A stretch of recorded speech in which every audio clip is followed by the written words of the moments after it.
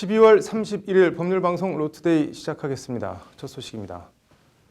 2018년 무술년도 이제 정말 얼마 남지 않았습니다. 올 한 해 법조계는 정말 그 어느 해보다 다사다난한 한 해를 보냈는데요.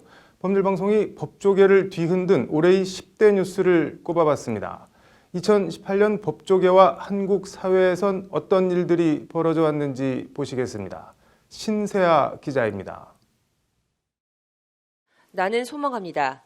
지난 1월 서지현 검사가 검찰 내부통신망에 올린 이 한 통의 글로 대한민국은 나도당했다.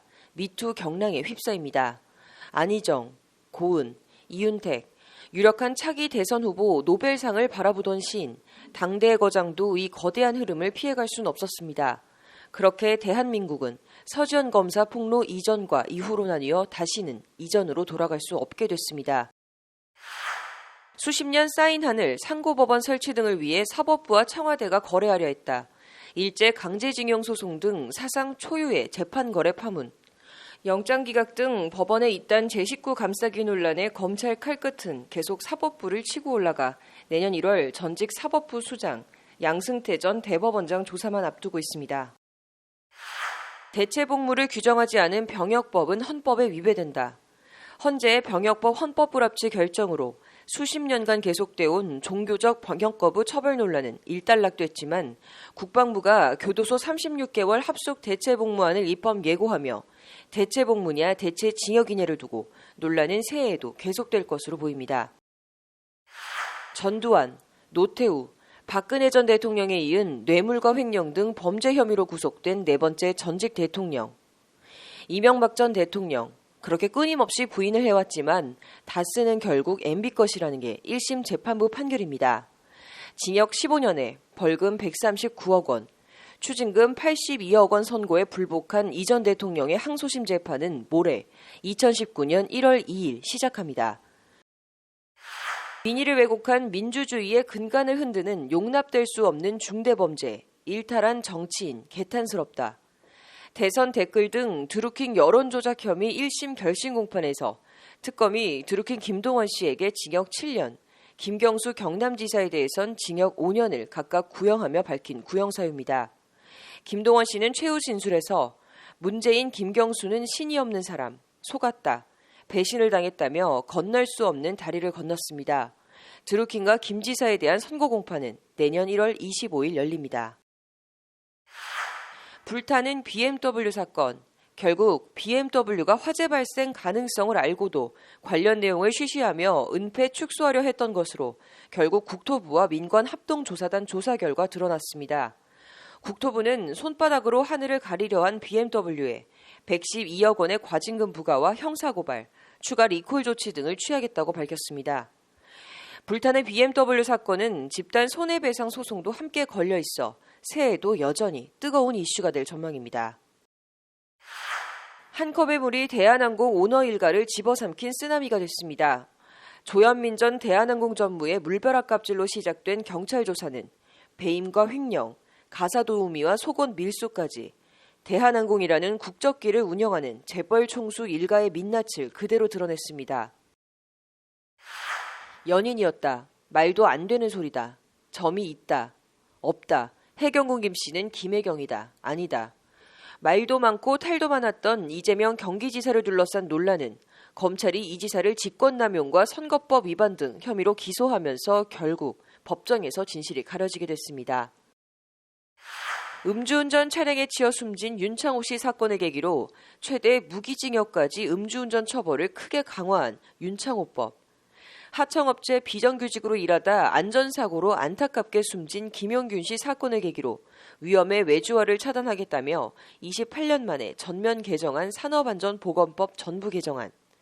윤창호법, 김용균법. 언제까지 누군가의 이름을 딴 누군가의 희생이 깔려야만 그나마 좀 더 나은 사회로 갈 수 있는 법과 제도들이 만들어지는 그런 세상이 계속되어야 하는 걸까요? 양승태 사법부가 청와대와 재판 거래를 시도했어도 국내 최대 법무법인 김앤장이 일본 전범 기업들을 대리했어도 대법원은 결국 일제 강제징용 소송에서 일본 전범 기업의 배상 책임을 인정한 판결을 내렸습니다. 사필 규정, 2018년 무술년을 보내며 2019년 기해년엔 모든 것이 바른 곳으로 돌아가길 바라봅니다. 법률방송 2018년 법조계 10대 뉴스 신세아입니다.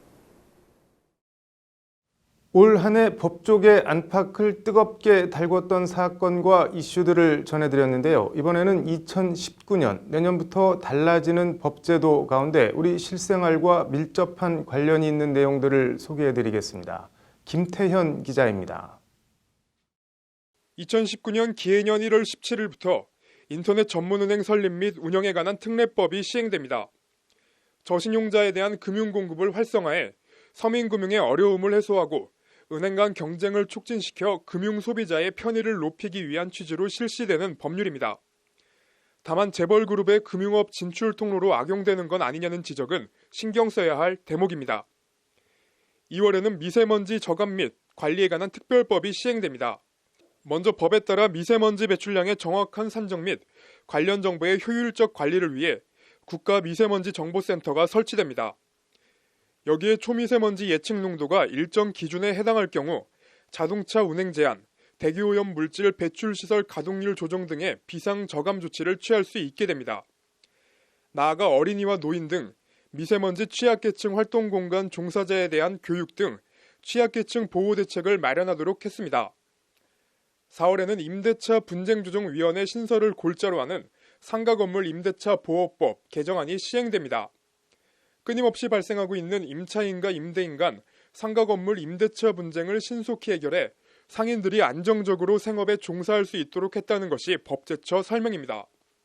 4월에는 또 공무원 성범죄에 대해 무관용 원칙을 적용한 국가공무원법 개정안이 시행됩니다. 법이 시행되면 기존 일부 성범죄가 아닌 모든 유형의 성범죄에 대해 벌금 100만 원 이상 판결을 받았을 경우 당연퇴직 사유가 됩니다. 또 공직 임용이 제한되는 결격 기간을 종전 2년에서 3년으로 늘렸고 미성년이나 청소년 대상 범죄자의 경우에 영구적으로 공직에 임용될 수 없도록 배제했습니다. 6월에는 지금은 어린이집의 자발적 신청에 따라 운영되는 평가 인증을 모든 어린이집을 대상으로 의무적으로 실시하도록 한 개정 영유아 보육법이 시행됩니다. 개정안은 평가 방식도 기존 평가 인증에서 평가 등급제 방식으로 전환하도록 했고 평가 결과도 외부에 공개하도록 제도를 개선했습니다. 아동학대나 성범죄 발생 어린이집 등 관리 사각지대에 놓인 일부 어린이집에 대한 관리 감독을 강화하기 위한 조치의 일환입니다. 그 밖에도 내년 1월엔 우월적 지위를 이용해 계약직 프리랜서 예술인에게 성폭력이나 인격모독, 계약에 없는 활동 강요 금지 같은 내용이 담긴 예술인 복지법 등도 시행됩니다. 소수자나 약자의 눈물을 닦아줄 수 있는 법과 제도가 더 많이 생기길 기대합니다. 법률방송 김태현입니다. 2018년 마지막 날까지 여야는 국회에서 청와대가 민간인 사찰을 했네 마네 하며 치고받고 싸웠습니다. 임종석 청와대 비서실장과 조국 민정수석이 출석한 국회 운영위 현장을 장한지 기자가 취재했습니다. 김태우 전 청와대 특감반 수사관의 반발성 폭로로 촉발된 청와대의 민간인 사찰 논란에 대해 임종석 실장과 조국 수석은 문재인 정부에서 정치적 목적의 민간인 사찰은 단연컨대 없다고 딱 잘라 선을 그었습니다. 부적절한 처신으로 청와대에서 쫓겨난 데 앙심을 품은 전직 감찰반원이 희대의 농간을 부리고 있고 거기에 일부 언론과 정치권이 같이 야합하고 있다는 것이 임 실장과 조 수석의 인식입니다. 이번 사태의 핵심은 김태우 수사관의 비위행위 그 이상 그 이하도 아닙니다. 단언컨대 문재인 정부의 민정수석실은 이전 정부와 다르게 민간인을 사찰하거나 블랙리스트를 만들지 않았습니다. 그러나 임 실장과 조 수석의 모두 발언이 끝나자마자 야당인 자유한국당은 파상 공세를 이어가며 십자포화를 퍼부었습니다. 저는 이 사건은요. 직권남용과 직무유기 이 두 축으로 이루어졌다고 생각을 합니다. 한마디로 해서는 안 되는 민간인 사찰 그리고 정치인 사찰을 했고요. 야당의 거친 공세에 임 실장과 조 수석도 지지 않고 하지도 않은 사찰을 왜 자꾸 했다고 하느냐고 맞섰고 이 과정에서 고성과 설전이 오가기도 했습니다. 나경원 의원님께서 민간인 사찰 블랙리스트 이렇게 무리하게 말씀하시는 것은 전 지나치다고 생각합니다. 무리하게? 지금 의원님 일방적으로 그냥 민간인 사찰이라고 자, 말씀하시지 말고. 통상 국회 불출석이 관행처럼 여겨져 온 현직 민정수석이 국회 운영위에 출석한 것은 지난 2006년 이후 12년 만에 처음입니다. 조 수석은 이에 대해 고 김용균 씨가 저를 이 자리에 소환했다며 이른바 김용균법 처리와 자신의 출석이 연계된 데 대한 불편한 심정을 여과 없이 내비치기도 했습니다.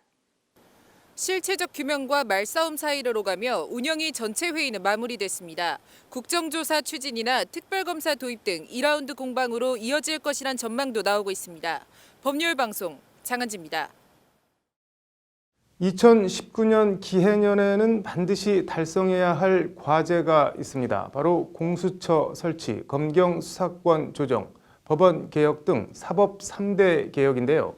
사법개혁 3대 과제 이슈와 전망을 짚어봤습니다. 김정래 기자가 전해드립니다.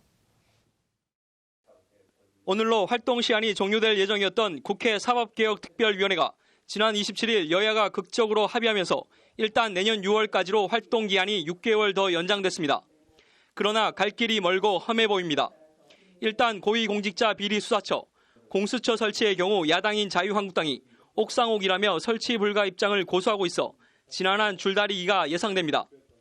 여당인 더불어민주당이 어떤 명분과 논리로 어떤 당근을 제시할 수 있느냐, 여당의 압박과 당근에 자유한국당이 얼마나 전향적인 자세를 보이냐가 관건이 될 것으로 보입니다. 양승태 사법부의 사법행정권 남용 재판거래 파문으로 촉발된 법원행정처 폐지 등 사법부 개혁도 원점에서 논의가 다시 시작할 공산이 큽니다. 지난 12일 국회 사개특위에 제출된 대법원 최종안이 제왕적 대법원장의 권한을 사실상 그대로 보존한 무늬만 개혁안이라는 비판이 거세기 때문입니다. 법원 행정처를 사법회의로 명칭만 바꾸고 기능은 그대로 유지가 된다 그러면은 결국 셀프 개혁이 아니냐는 근본적인 개혁이 되지 않으면은 또 다른 사법 파동이 일어날 우려도 있다. 검경 수사권 조정은 수사와 기소의 분리라는 원칙엔 여야 간 큰 이견이 없어 돌발 변수가 생기지 않는 한 합의 도출 가능성이 높은 편입니다. 2019년으로 넘길 일이 아니라 진즉에 완수했어야 할 사법 3대 개혁. 일단 6개월 더 활동 기한을 연장한 국회 사개특위가 사법개혁을 완수해낼 수 있을지 주목됩니다. 법률방송 김정래입니다. 2019년 기해년, 내년은 우리 헌법 전문에 대한민국 법통의 뿌리임이 명시된 상해 임시정부가 세워진 지 꼭 100년 되는 뜻깊은 해입니다. 김명수 대법원장과 유남석 헌법재판소장, 문무일 검찰총장, 3대 법조기관 수장들의 신년사 메시지로 내년 이들 기관들의 행보를 미리 들여다보았습니다. 이현무 기자입니다. 김 대법원장의 신년사 화두는 역시 취임사에서부터 강조해온 좋은 재판이었습니다. 김 대법원장은 먼저 지난 한 해 법원을 둘러싸고 벌어진 일련의 사건들로 인해 충격과 분노를 느끼셨으리라 생각한다는 말로 신년사를 시작했습니다. 김 대법원장은 그러면서 사법부가 기울일 노력을 지켜보시면서 사법부에 대한 기대와 희망을 가져달라고 간곡하게 말했습니다. 사법행정권이 재판의 독립을 침해하지 못하도록 하는 제도적 장치를 마련하겠다. 좋은 재판의 실현을 통한 정의롭고 독립된 법원을 만드는데 올 한 해 전력을 다할 것이라는 게 김 대법원장의 신년사 대국민 약속입니다. 유남석 헌법재판소 소장의 신년사 화두도 희망이었습니다.